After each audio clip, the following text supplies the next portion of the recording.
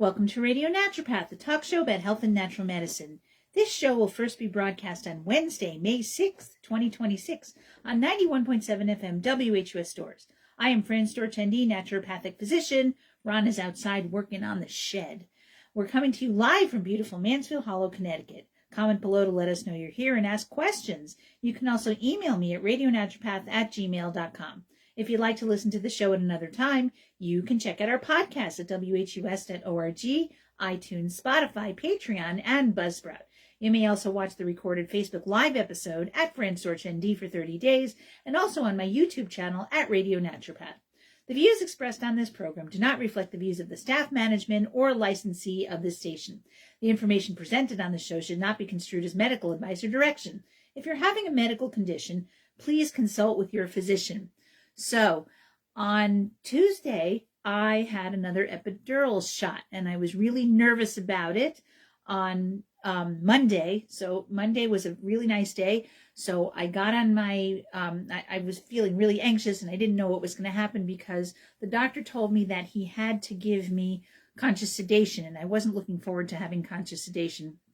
I really wanted to not have sedation, but he said you have to have it because you've had surgery. So once you've had surgery, apparently, when you get an epidural pain medication shot, you have to have conscious sedation. And anyway, that's what Dr. Kashawi does. So that's what he said. So I went there, thinking I didn't know what was going to happen. I didn't know if I'd feel dizzy or I'd feel bad afterwards, or if I'd be groggy for a day or what would happen. So with my shakiness and anxiety, I decided to go for a bike ride.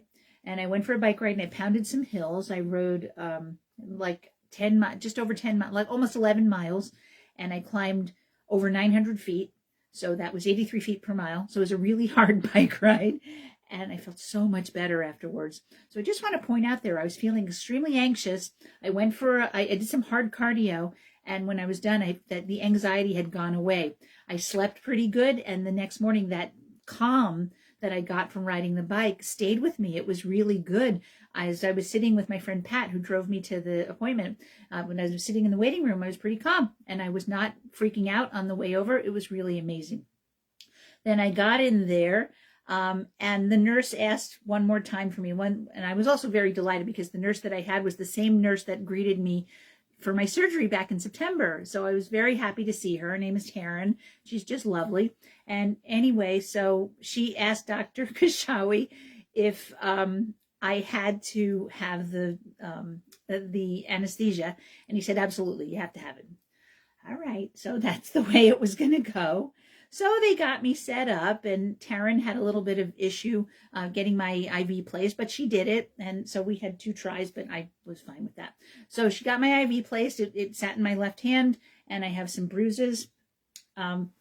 Anyway, and they're not terrible, but there's some faint bruises on both hands because they tried on both sides.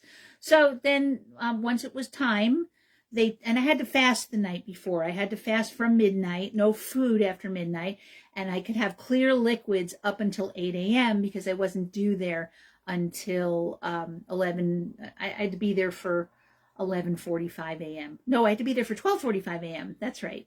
And so they said I could drink clear liquids up until 8 o'clock. So as soon as I woke up in the morning, I started waking up around 6 a.m. Between 6 and 8 a.m., I pounded lots and lots of water with electrolytes in it and a little bit of natural Gatorade.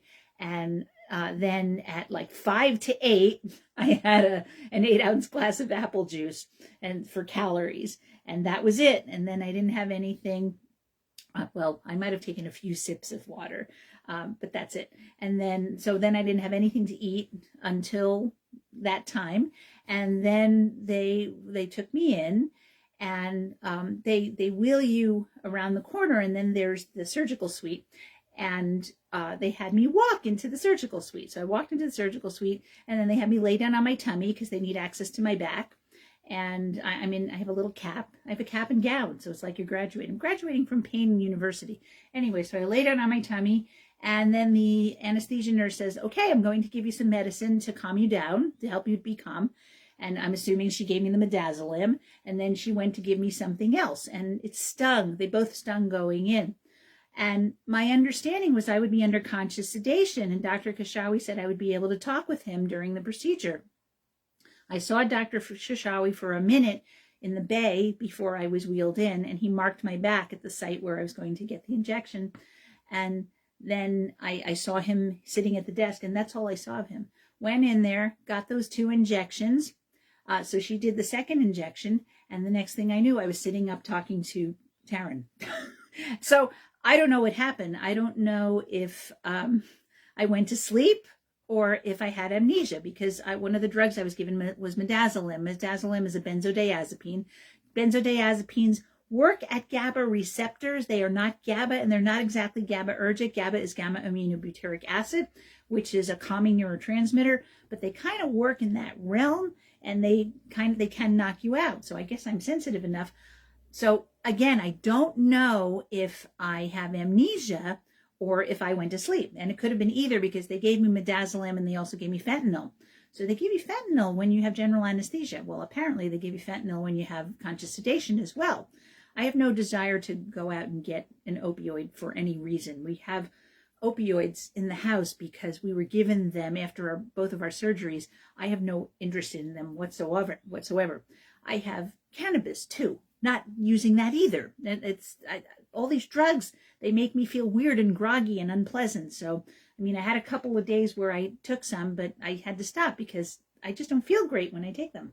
So anyway, I woke up and I was talking to Taryn, and somehow, I don't know if I had asked for it, but I had brought a refrigerated bag, an insulated bag with an ice pack in it, and I had some electrolyte water and some natural Gatorade, and I had some food in it. I had a protein bar, and I had a meat stick, and that was all in there, and it had been laid out for me. And I don't know if I had asked for it or if she knew it was there and she laid it out for me. And then I started to hiccup, and you can get hiccups from midazolam.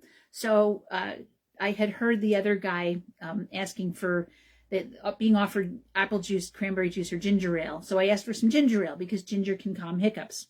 Did you know that? If you consume strong ginger when you have hiccups, especially if it's strong and you can taste it and it bites your tongue, ginger candy, ginger beer, ginger tea, it might not be enough to have ginger ale, but if that's what you got, that's what you got. So I drank the ginger ale and I think it calmed down. So anyway, that's what happened. And then I had no nausea or headache, or I didn't have an epidural headache, nothing like that. I felt fine. And when I was done, I got up and, went to use the bathroom, and I was a little bit wobbly, and then that went away, and then I was fine. I was absolutely fine. And they had told me that not to exercise at all. I shouldn't even do gentle yoga. I shouldn't do any exercise of any kind that day. And then the next day, if I felt up to it, I was welcome to do whatever I liked. So the next day I decided I was not going to ride my bike. I was going to just do PT exercises and yoga, which is what I did. And I noticed right away, one of the things that happened was my back itself, it had been sore and felt tweaky and then got pressure in it. That is much better. So far, so good. So the drugs that I had for pain were methylprednisolone and lidocaine. And then the other thing I had was Omnipaque. So I guess I'm not iodine allergic because they use iodine contrast to see what they're doing, because they do this under fluoroscopy. They do have an ultrasound with fluoroscopy, and they use iodine to see. So I did fine with all of those drugs, and I'm guessing they're not all out of me. I felt a little more chipper the last couple of days, and I wonder if the steroid is keeping me up. I had some insomnia the first night, and I did not have insomnia the next 2 nights, thank goodness. The insomnia, what I tried to do to get back to sleep was I tried to do deep breathing. I tried to do 4-7-8 breathing. Breathe in for 4, hold for 7, and breathe out for 8. That wasn't working. And after 3 hours, I went into the kitchen and I had a glycerite, a calming glycerite that had a bunch of lovely herbs in it. It had catnip and California poppy and passion flower and lemon balm and a couple other nervines. And I took a hit of that, and then I had some 100 milligrams of L-theanine. That L-theanine had a little bit of inositol and taurine in it as well. So I took those 2 things, and then I went to sleep, and that really helped. So just so you know, I had a nervine glycerite, not even a tincture. It was in glycerin, and I had a hit of that. There was lavender in it as well, and plus 100 milligrams of L-theanine. and that put me to sleep. So those are things, if you want to try those, if you have insomnia, and acute insomnia, it helped me go to sleep. Thank goodness. So, and then the next couple nights, I was okay to go to sleep. And so I'm finding that my back is better. The leg is a bit better. I still have numbness and tingling and pressure in my left leg, but it's improved. It's definitely improved. And they said, you know, the improvements can happen over several days, and great improvements over several weeks. So we'll see if this holds. And my hope is, if I have less pain, I'm going to be able to do more physical therapy, and I'll get stronger. And once the muscles get stronger and hold my spine in place, I may not have as much pressure on the nerves. And we also hope that what he did was, when he injected the methylprednisolone, it went into the spinal column, and any structures that were inflamed, it calmed those down. So if the herniated discs can recede back into their seats and stay there, then I'm less likely to have pain. I'm also hoping that, I know I have epidural fibrosis at the L4 thecal sac and also at the L4 nerve root. If there's inflammation there, maybe it will have calmed that down. But I'm definitely better. I'm not all better, but I feel like it was worth it. Today, now it's a couple days later, it's worth doing. They wanted me to come back for a follow-up, and I would have had to drive to Bloomfield, and he was available only on my work days. So I said, how am I going to do that? I was able to come Wednesday last time. And she said, I know, but this month he's scheduled for Tuesdays for consults. And then she said, you can do a phone consult if you want. And we have May 12th for you if you want it. And then, so that actually worked out, because I am not working that day. I'll be in Florida. So that's great. So I'm actually going to have my consult with him virtually by phone, and I'll be in Florida when he calls me. So that's really cool. So anyway, the big questions I have to ask him are, did I go to sleep, or do I simply have amnesia? And if I simply have amnesia, was I awake, and was I talking to him? And if so, what did I say? Was I weird? Did I sing a song? What happened? So, I'm sure they've seen it all. And the nurses didn't say anything strange to me. I didn't see him afterwards, probably because I saw the tote board, that you could see the tote board from the bay. He had a lot of people stacked up, a lot of, procedures that he had to do. So, and I don't think it takes him that long to do any one procedure, that the actual time that he's in there giving me my injections, probably 10, 15 minutes. That's what it was when I saw Dr. Walker. It was done. Let me tell you, it is harder to get your teeth done, which I had done the next day. And I had to ask them, I'm supposed to have fillings and therefore carbocaine. Can I do that the next day? And they said to me, let your dentist decide, and tell them what meds you've had, and then ask her if it's okay for you to have your teeth done. So I called Dr. Shvarek's office, and she said, yep, come on in. You should be fine. And I was. Now I'm very excited, because in a few days I will go back to Dr. Shvarek's for the rest of my fillings. And then I don't have any procedures for months and months. And so enough with the millions of doctor's appointments. It's such a relief. So I had so many dentist appointments. I had 5 eye appointments. And we talk about, as we get older, we have so many of these doctor's appointments that happen. But anyway, I'm wondering if the epidural shot will work better. It's an epidural steroid shot. It will work better because I had the surgery and there's more space in there, so that the medicine can get where it needs to go to calm the nerve down, and I'll have less pressure, and I'll be able to be more active, and I'll maybe be able to lose some weight because I'll be able to be more active, and that'll be really good, because my activity was limited because I still had a lot of pain and I didn't want to hurt myself, although Dr. Lantner said I wouldn't hurt myself more. So I'm pretty psyched.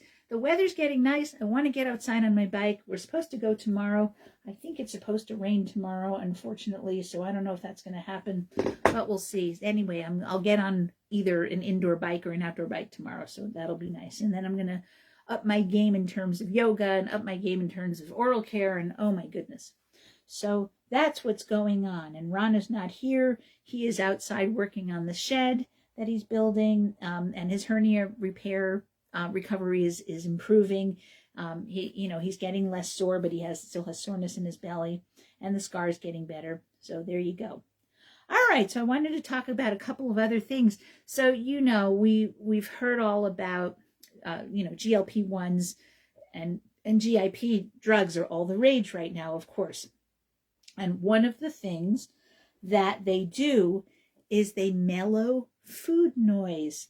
So let's talk about food noise. Food noise is an interesting concept, and I kind of understand it. So what's food noise? It's more than a fleeting craving. It's a psychological tug of war that disrupts your relationship with food. Some people struggle with it for years, or some people have just noticed it. Some people think about food constantly, even when you're not physically hungry, and thoughts of your next meal might distract you at work or keep you up, and you could feel a lot of shame and guilt around the things that you eat. So it's a voice that doesn't seem to quit. Our brain and body are designed to signal hunger and satisfaction, but for some people, the mental conversation doesn't turn off, and the continuous food noise can convince someone to eat when they're not hungry, obsess over meals, and feel shame or guilt about your eating habits.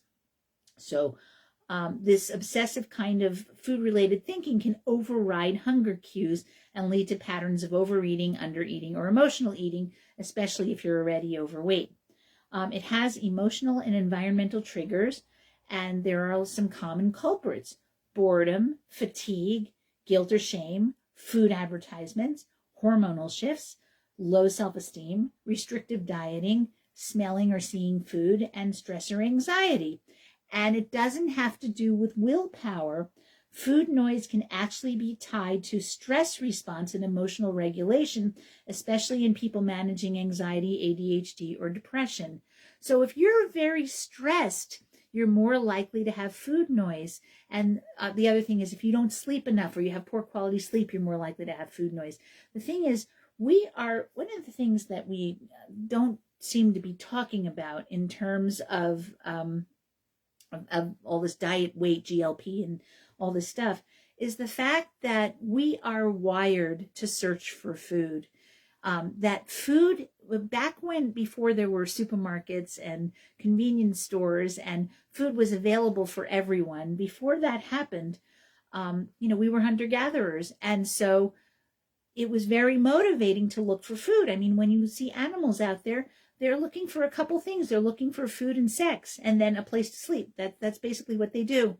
When you see the birds outside, they're singing to each other. They're looking for a mate, and they're laying out territory for their mate, or they're eating. They're looking for food, or they're eating, or they're making a nest and they're reproducing. There's not much more to life than that. And so when we were hunter-gatherers, we were very motivated to look for food. And so that's still true now. And we are in an environment of food abundance.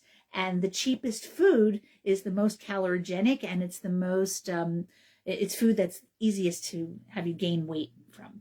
So it's very easy to become overweight if you have a tendency that way. And you can be very disciplined, but if the food that's available to you is obesogenic, you're going to be more likely to gain weight. It's just very easy to do.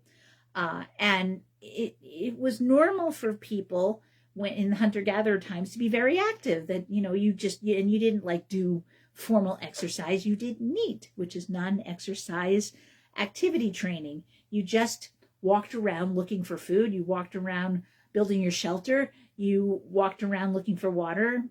You walked around to hang out with your mate. You cared for your children. That's all there was. So you didn't think about whether a thing had a lot too many calories and whether you shouldn't eat and whether or not you were fat. That's just not something you thought about. So in this highly evolved society we have things, we think about things that we didn't used to have to think about: how big or small we are, how muscular or not we are. And there are fashion trends. There's ways you're supposed to look or not look, things we never used to think about when we were hunter-gatherers. So now it is difficult to be thin. And so what is rare is, this is still true, this is stuff I used to talk about 20, 30, 40 years ago. What's rare and what is rare is prized. So in this food climate, it's difficult to be thin. And who gets to take those GLP drugs?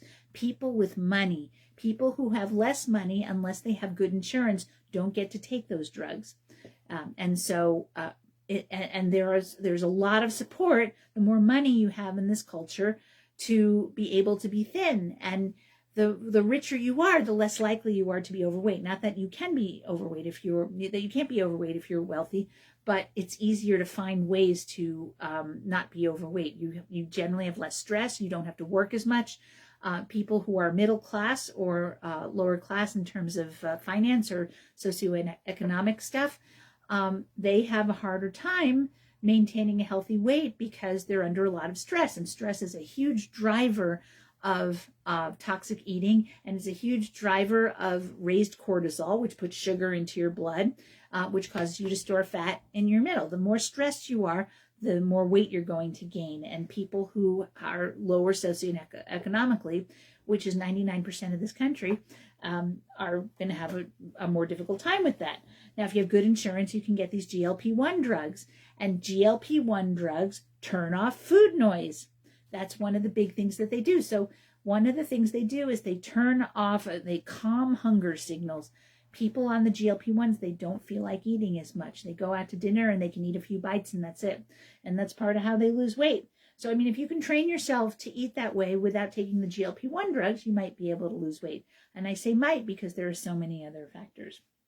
So hunger versus food noise. So when you're hungry, you have physical cues. Your stomach growls, your energy is low, you're cranky.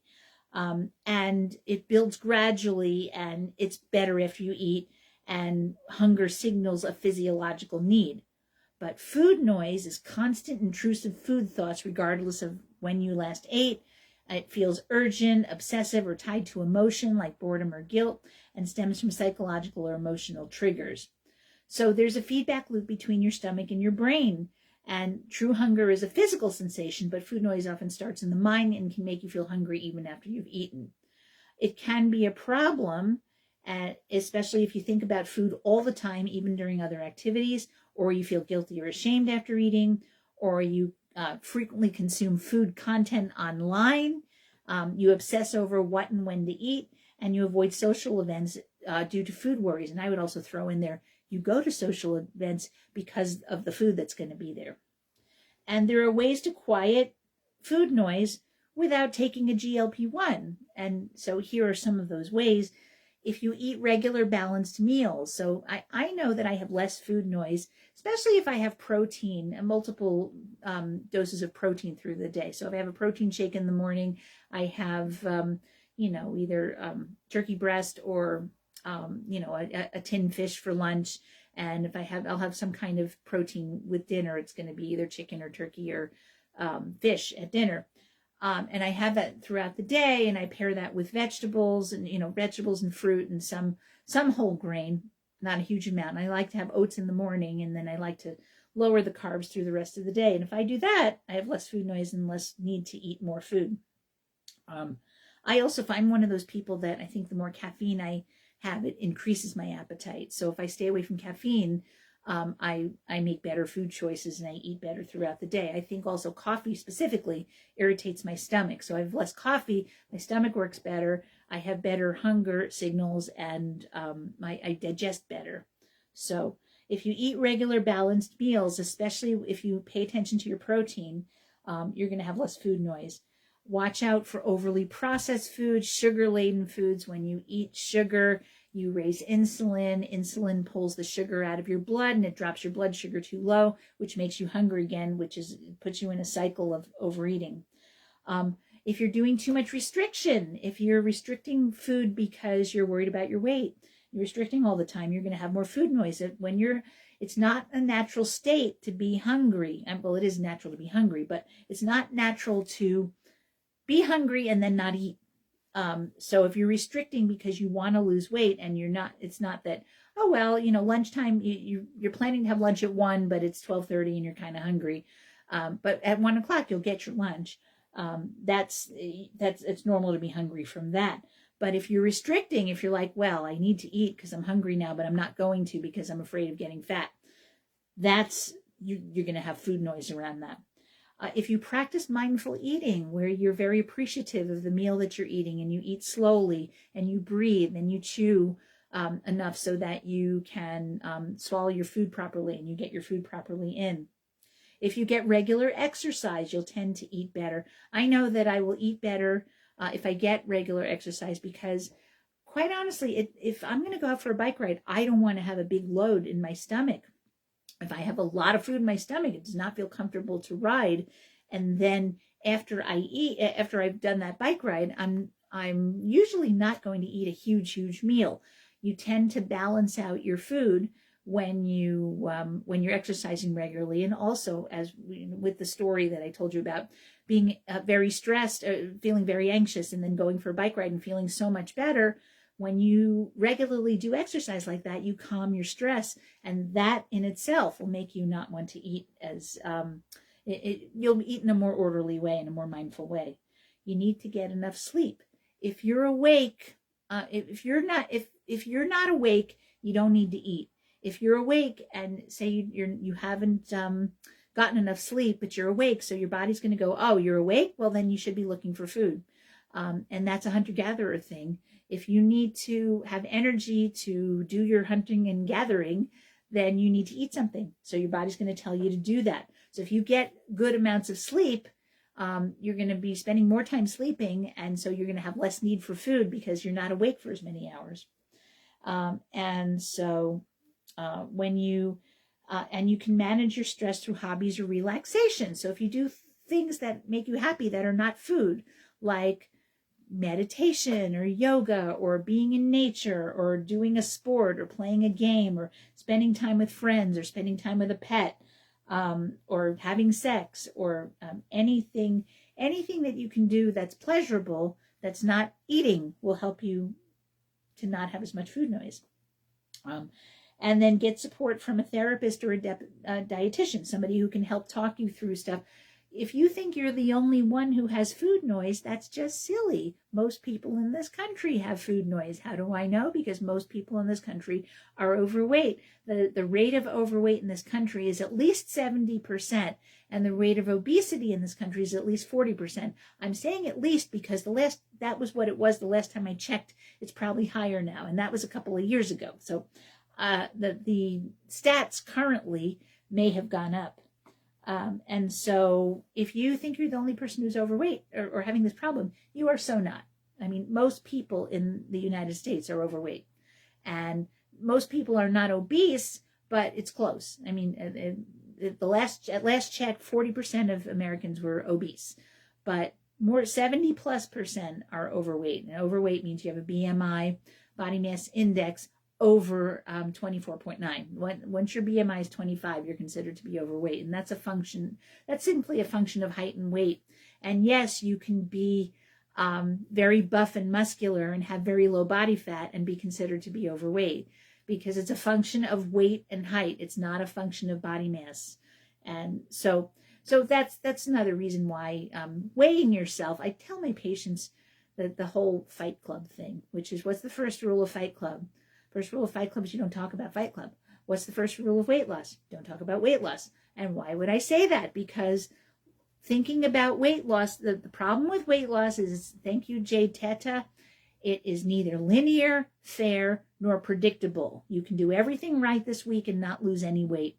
So why focus on it? It's more important for you to get the exercise, get the rest, do the deep breathing, get the sleep, eat the healthy food, journal about it, think about your feelings, feel your feelings, do pleasurable activities. Those are all things you can do right now today. You can't lose weight today, and losing weight is not a thing that you do. Losing weight is a thing that happens as a result of what you do. So why try to control it, and instead try to manage the things that you can manage, which is what you're eating, when you're eating it, how you're eating, whether you're enjoying it, whether you're enjoying the rest of your life, whether you're exercising, whether you're breathing, meditating, being in nature, all those good things. So, And then you can get medical options as well for a food noise. So if it's interfering with your life, you can talk to your doctor. And they, of course, can, if a physician who prescribes can offer you GLP-1s agonists like semaglutide, which will help reduce your appetite and quiet your food noise. They work on multiple levels. They help you feel full more easily, reduce the mental preoccupation with food. And many patients, say it's the first time in the years they felt neutral about eating. And Carolyn Fox, who is a registered dietitian, says that when that loud food noise gets dialed down, people can finally focus on what they need to do to change their lives. It's not just about weight loss, it's about peace of mind. So GLP-1 medications aren't for everyone, but for many they can be a life-changing tool, especially when you combine them with lifestyle and emotional support. So the thing with GLP-1, you will increase your GLP-1 by reducing stress and also by avoiding foods that make you sick. If you're eating any foods that give you indigestion, your digestive system won't work as well, and that includes your GLP-1 hormones and your GIP. So you will have better functioning GLP-1 if you eat foods that don't make you feel bad. So if you're drinking too much coffee and the coffee is giving you heartburn, try stopping the coffee and see if your digestive system heals. And it's amazing to me how many people drink coffee. And I mean, most people, like 90% of people in the US consume caffeine, and I'm one of them. And I go on and off coffee because coffee doesn't quite agree with me. So I have to be careful with how much I drink of it. I do better with tea, and I probably do better ultimately with no caffeine at all, because I'm a slow metabolizer of caffeine. A little goes a long way. By the way, Saturday, May 2nd is National Matcha Day, so I will probably have to have some matcha on Saturday, May 2nd. And I do like my matcha, I must say. I did get some decaf matcha, not cheap. Matcha in general is not cheap, but I will probably either get a matcha out or I'll make some matcha latte at home. So more on food noise. I just thought that this food noise concept was so interesting. So here's another article about it. It's a persistent, intrusive preoccupation with food that causes psychological distress. And they began paying attention when people said it disappeared when they took the GLP-1 medication. Can be induced by either internal or external cues, but can occur without the cues, and may have evolved as a biological alarm to seek food, just as thirst signals for you to drink water. So remember, I talked about that your body, your primitive brain gets anxious when it's not sure where your next meal is coming from, and that's a survival mechanism. So if you have food noise, don't feel guilty. It's human. It's a human thing to do.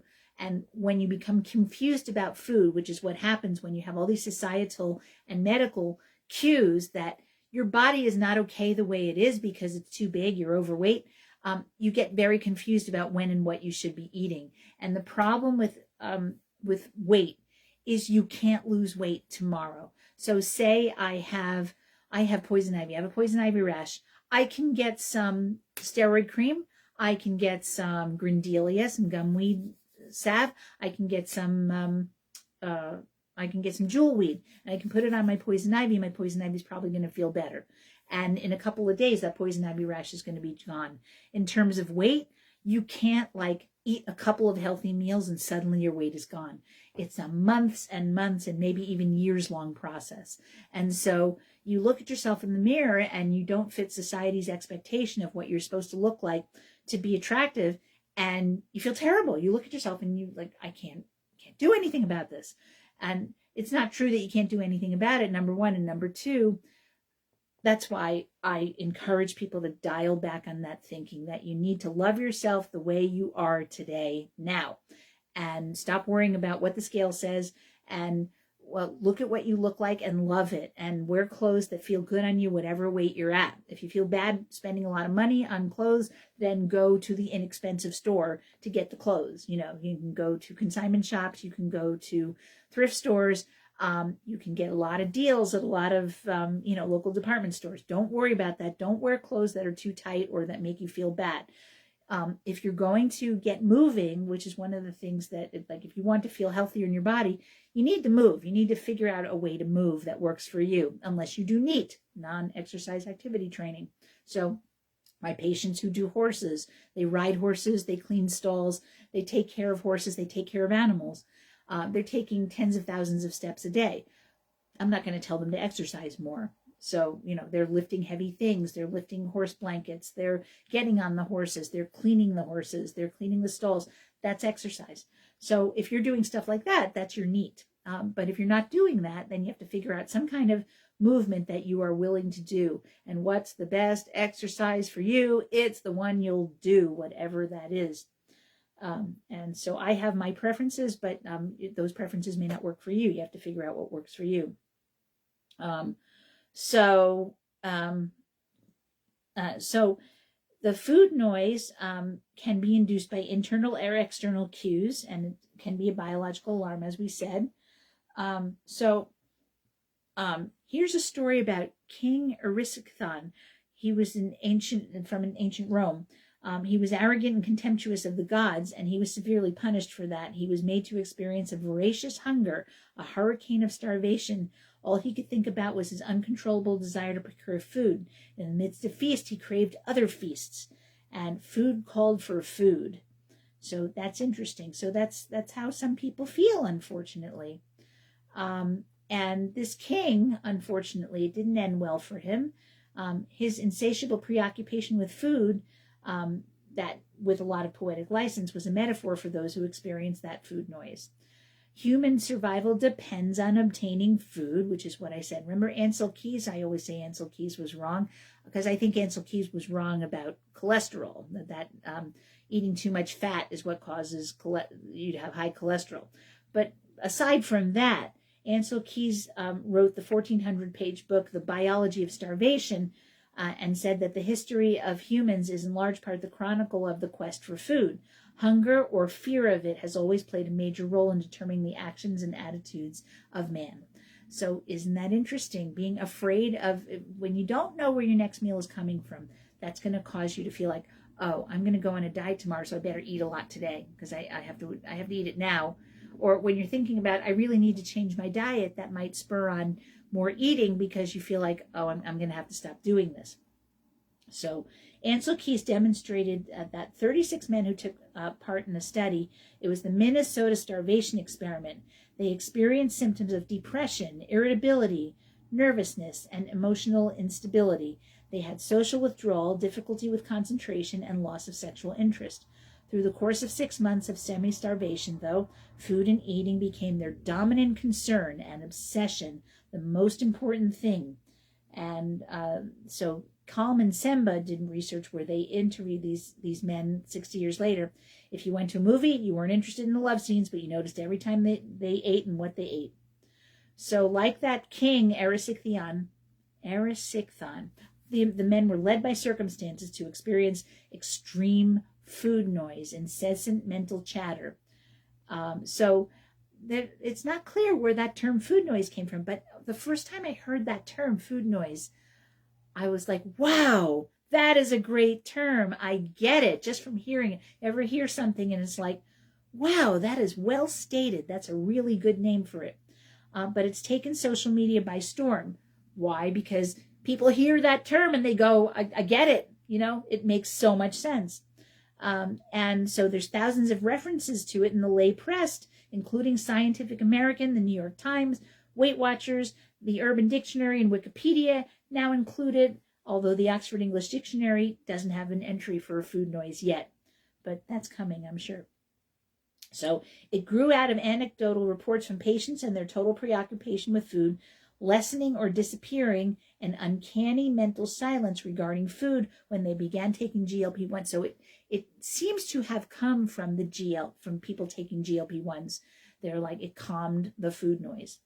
The GLP-1 medications affect your appetite and reward circuits of the brain for weight loss.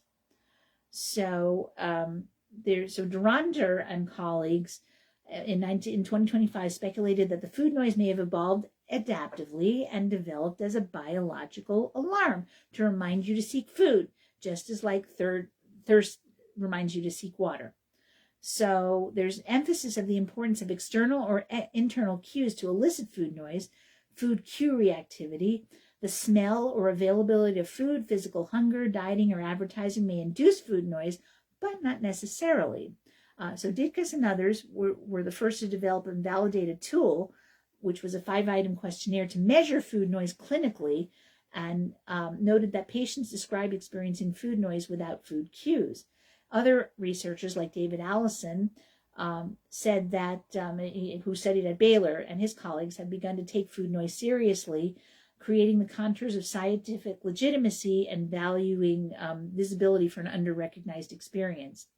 In an attempt to codify food noise more precisely and study it methodically, Allison and others created a food noise inventory, the RAID-FN, and it's a questionnaire that assesses when thoughts of food become distressful, and found that there's a distinct psychological construct that significantly affects food choices, mental health, and quality of life. It may exist to varying degrees and can occur in the presence of specific eating disorders like binge eating. So the researchers began with 29 items and conducted 4 studies, but were able to create a 23-item scale and a shorter 7-item version of the questionnaire that was reliable and valid in the population, found that their scale did not differentiate between men and women nor correlate with a person's body mass index. And their definition focused not only on a preoccupation having a deleterious effect on well-being that may lead to dysphoria, anguish, and self-stigma and self-recrimination because it is intrusive, it's obsessive, and incessant. It's persistent and morphs from thoughts about food to rumination that interferes with normal cognitive functioning.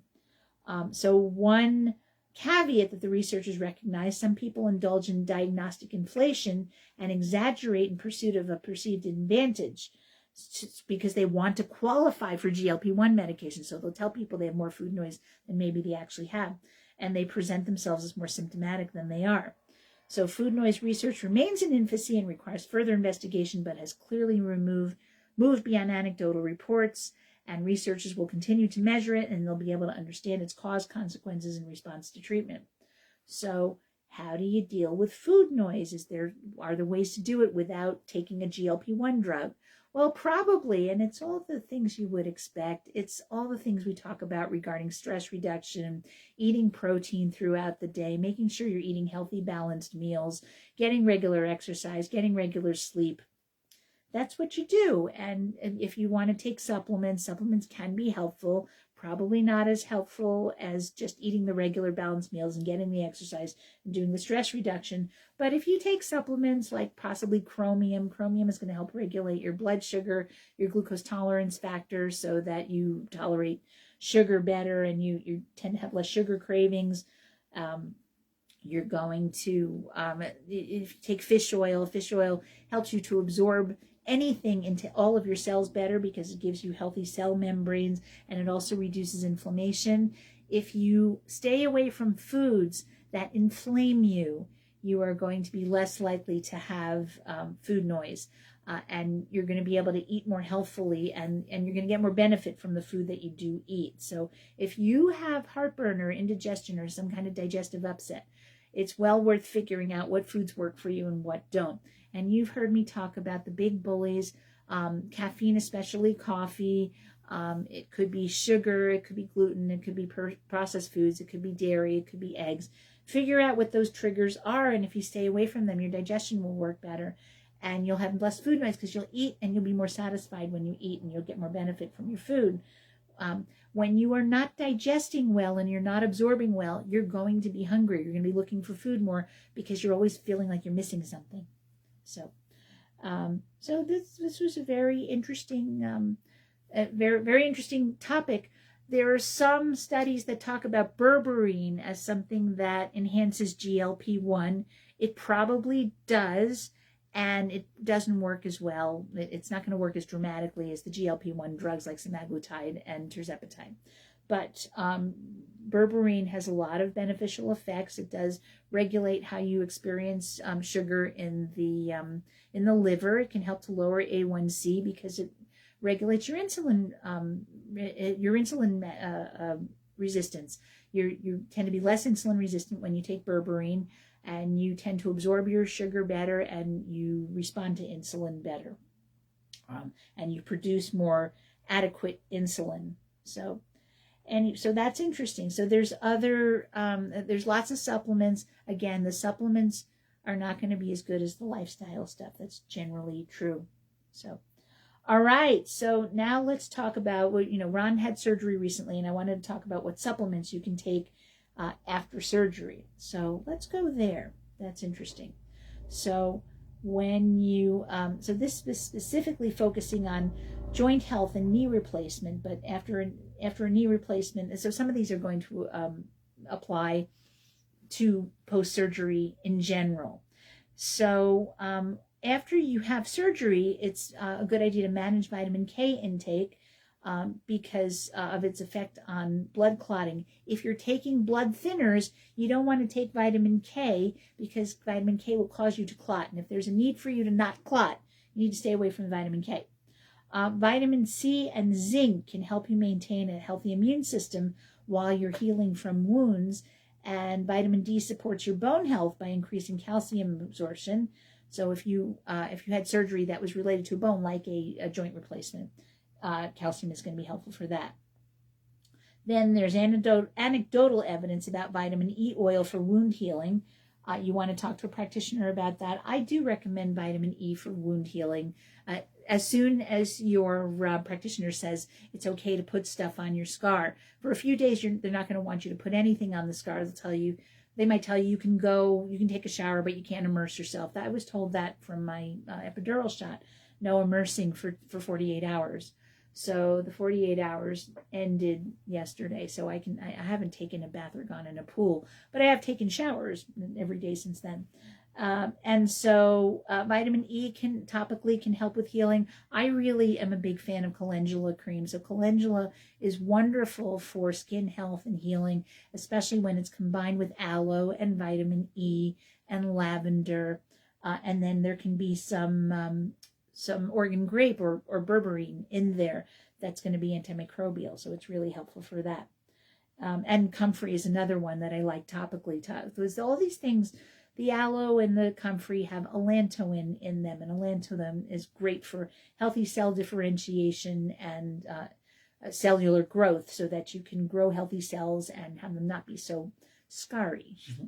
And vitamin E is an antioxidant, so it helps you to grow healthy tissue. So the best way to get good nutrition, wait for it, is to eat good food. So if you eat whole foods that are rich in vitamins and other nutrients, if you can't get enough of them, you could take some supplements. And there are vitamins and supplements that can help play a role in your healing, but you want to check with your doctor, of course. And some supplements can have adverse effects, of course. And if you talk to somebody who's an expert in supplements, they can help you with all that stuff. So what you want to do is avoid vitamin K right after surgery. So immediately after surgery and while taking blood thinners, you don't want to have too much vitamin K because it enhances blood clotting, which can be useful for preventing bleeding, but keeping your vitamin K amounts consistent after surgery is important because there's a higher risk of blood clots and deep vein thrombosis. So you don't want to overclot after surgery. So don't overdo your intake. So you keep it steady. So if you are used to eating a salad most days of the week, you just keep doing it. Don't increase your salads and don't all of a sudden start taking more vitamin K. Because when you have just had surgery, you're more at risk for a blood clot. And when the blood clots, it can escape and cause an embolism where it blocks some place up that you don't want it to, like a vein or an artery or your lungs. So if you use blood thinners, ask the doctor how much of the vegetables you should eat. And then vitamin C and zinc are good things to take. So vitamin C and zinc can help maintain your immune system, which is crucial for your wound healing. There's some evidence that vitamin C can help prevent inflammation and joint damage in a natural knee and also for those with knee replacement. I take vitamin C every day and I also eat fruit and vegetables. More human trials are needed to understand if vitamin C prevents inflammation and damage. Bone health, so vitamin D is good for bone health. It plays a key role. It can help increase your bone density by promoting calcium absorption. Some foods contain vitamin D. You can also get them from supplements or from 5 to 30 minutes of sun exposure during peak daylight hours. That's going to be generally in the middle of the day. If your D levels are low in a blood test, supplementing is your best option. And so what I do for vitamin D supplementation is I test somebody's levels, and then I will recommend an amount for them to take, and then I'll test again in a few months. And so I'm often tweaking the doses so that they're in a range that I like to see. Vitamin D may help relieve joint pain in people who have low levels of it. So I have patients who have very low vitamin D and they have back pain and joint pain, and then they start taking the vitamin D and it gets better. Vitamin E is helpful for wound healing. There are anecdotal reports that claim that vitamin E oil topically can aid wound healing, and research is needed to confirm those things.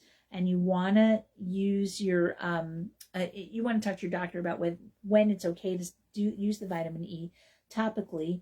You don't want to take it before surgery because it is an antiplatelet aggregator. It does cause blood thinning, and it can increase your chances of bleeding. So if you have to talk to your doctor about the particular surgery that you've had and what your window of not being able to take it is. And certainly I would say at least 5 days before, it's not a good idea to take it because it does cause blood thinning.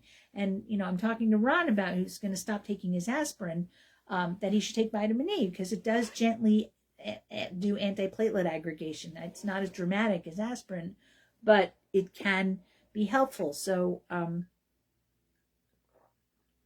it is really good for immunity and wound healing. So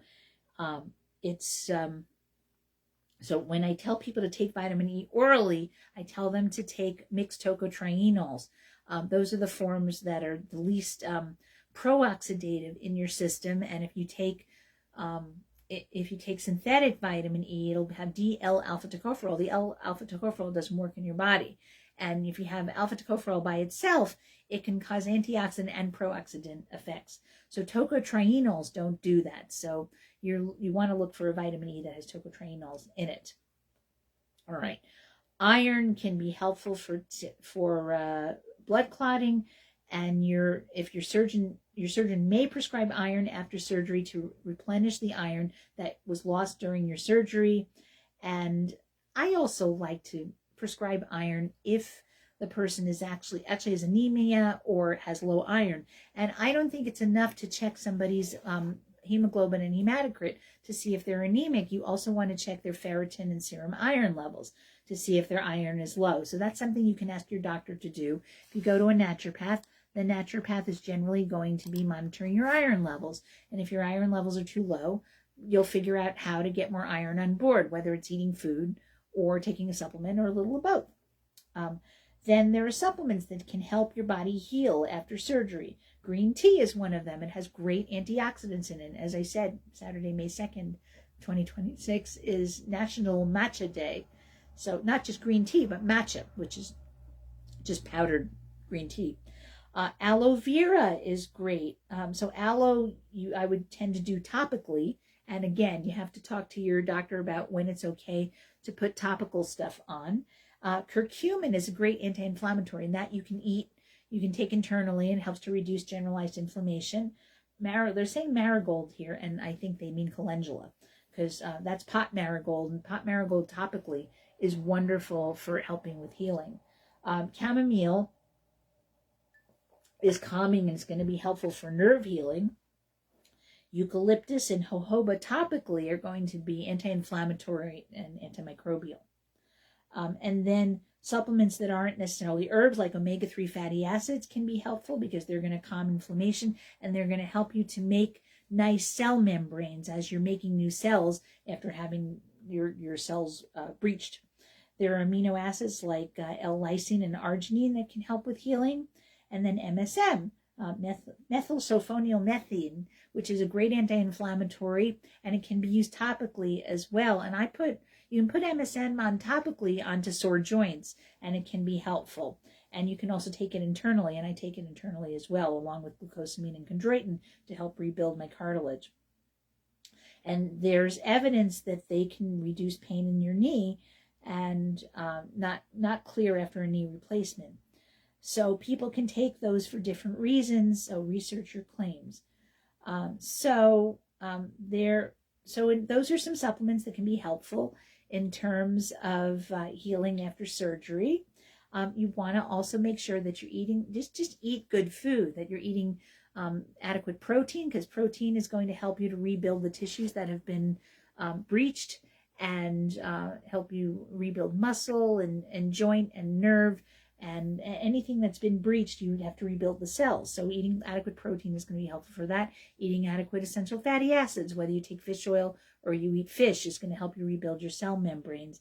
Consuming foods, fruits and vegetables with vitamin C. Vitamin C helps you to rebuild collagen, and you can take collagen as well, and that's going to help you rebuild skin and muscle and tissues that have been breached. So, it's a good idea to talk to your somebody who's knowledgeable about supplements, about stuff that you can take after you've had any kind of surgery. So, all right. So that's the deal about surgery. So just wanted to review about how our bike riding is going. And it's unfortunate Ron isn't here to talk about it, but I'm getting better about it. And I've gone as far as, my longest ride has been 20 miles so far, which is not super far for me, but I'm thinking as long as the weather holds, tomorrow I'm going to ride a little more than that, 26 miles. And it won't be as hilly as when I did the 20 miles last weekend. Last weekend was brutally hilly. This weekend is not going to be that. And again, we're not sure if it's going to happen because it might rain, in which case I'll be getting on the trainer. But I'm looking forward to seeing what my body can do. And I've discovered too that after I ride my bike, when I ride my bike, I have to, I put compression on my knee, and I put compression on my right knee is the one that I have more trouble with in terms of the osteoarthritis. And then I still have the nerve discomfort in the left thigh. So I put compression in both of those places, and I ride with them. And while I'm on the bike, I really don't have pain. It's really great. And then I need to do aftercare. So the aftercare involves regular stretching and foam rolling.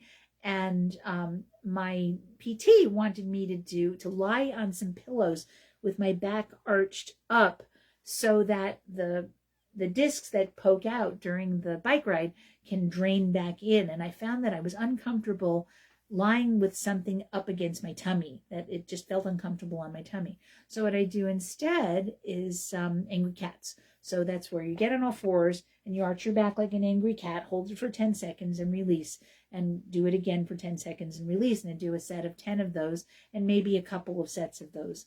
And if I do the angry cat, I don't have anything pushing on my tummy, and I think it does help those discs to come back into where they're supposed to be. So riding my bike, I'm going to gradually increase my time, my difficulty. I rode on some nasty hills a couple of times last weekend, and I was okay afterwards, which is very exciting.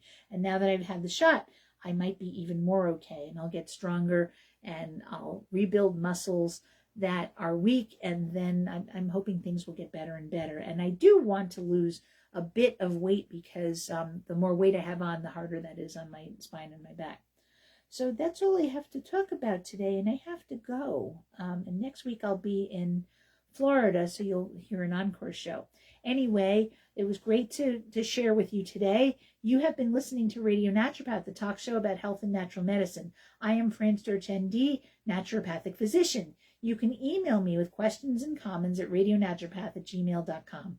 If you'd like to listen to this show at another time, you can check out our podcast at whus.org, iTunes, Spotify, Patreon, Buzzsprout, and YouTube. You may also watch the recorded Facebook Live episode at Fran Storch, ND. The views expressed on this program do not reflect the views of the staff, management, or licensee of the station. The information presented on this show should not be construed as medical advice or direction. If you're having a medical condition, please consult with your physician. Thank you for listening to Radio Naturopath, your show where you can learn about the best of science and nature. We'll be back with more Radio Naturopath next week at 91.7 FM, WHUS Stores, and WHUS.org. Thank you for listening.